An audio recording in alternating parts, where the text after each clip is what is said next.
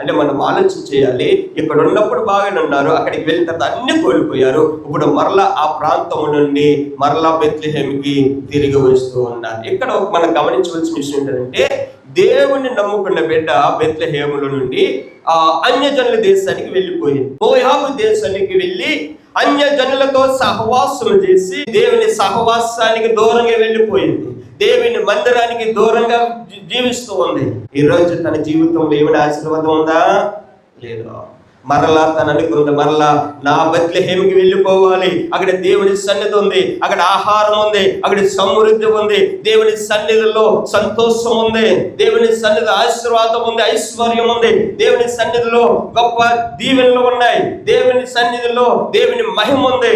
అవన్నీ నేను అనుభవించాలి, నా జీవితంలో జరగాలి అని ఆమె తిరిగి వచ్చింది. దేవునికి స్తోత్రం. కనుక ఈరోజు ఈ లోకంలో ఒకప్పుడు మనము కూడా అన్యజనులుగా ఉన్నవారిమే.